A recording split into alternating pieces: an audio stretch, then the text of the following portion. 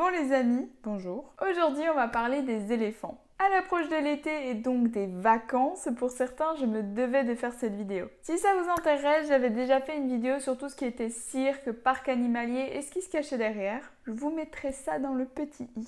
Bref, c'est parti.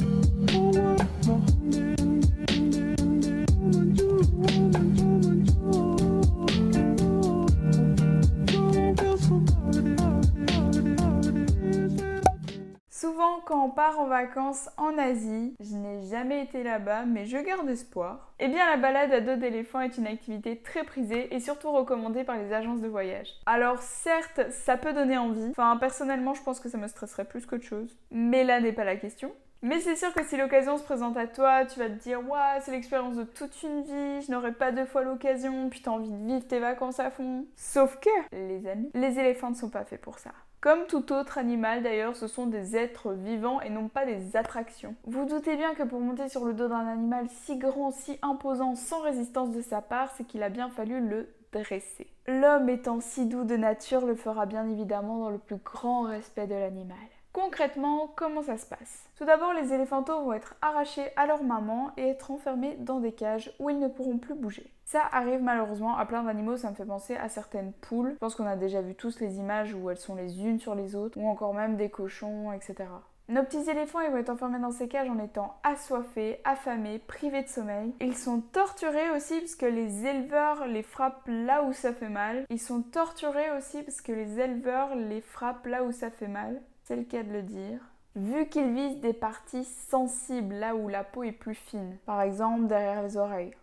La vie de rêve. En plus, c'est un animal qui de base boit beaucoup, entre 100 et 200 litres d'eau par jour. Il mange beaucoup, plus de 100 kg par jour. En plus, c'est un animal qui de base boit beaucoup, entre 100 et 200 litres d'eau par jour. Il se déplace beaucoup et mange énormément aussi. Plus de 100 kg de bouffe par jour. Alors pourquoi cette violence? C'est tout simplement pour rendre l'éléphant esclave.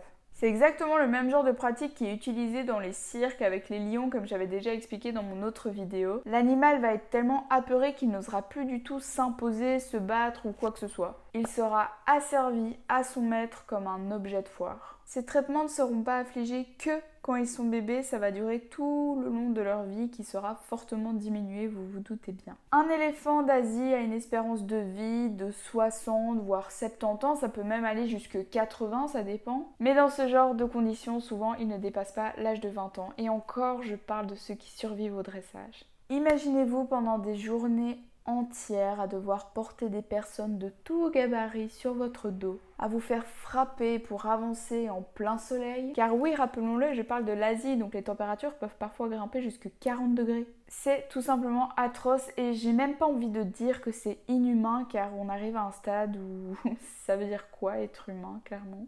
On dit souvent que les apparences sont trompeuses et c'est bien vrai.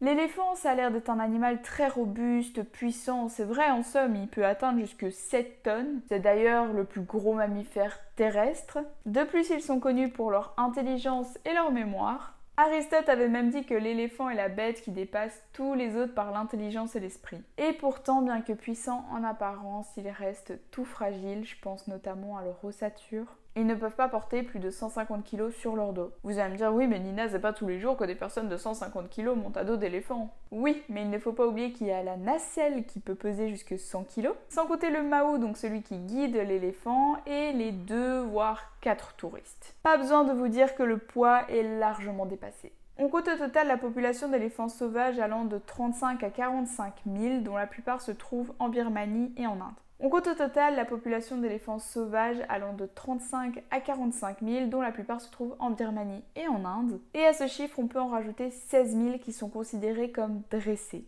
et dont l'espérance de vie est limitée.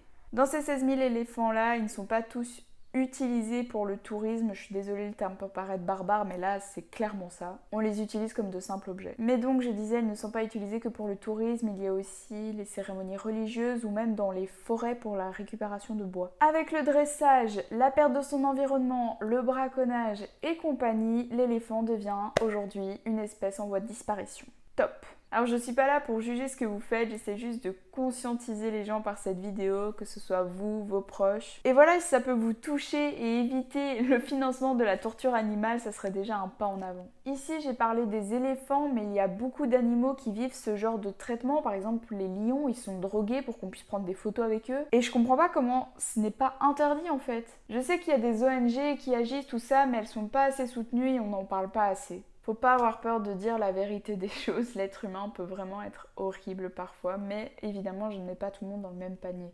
Beaucoup sont conscients et je sais que c'est dur d'agir à notre échelle, mais voilà, en parler c'est déjà un petit pas en avant. Et chaque geste compte, ne l'oublions pas. Alors voilà les amis, j'espère que cette vidéo vous aura plu, je vous fais plein de gros bisous et je vous dis à la prochaine.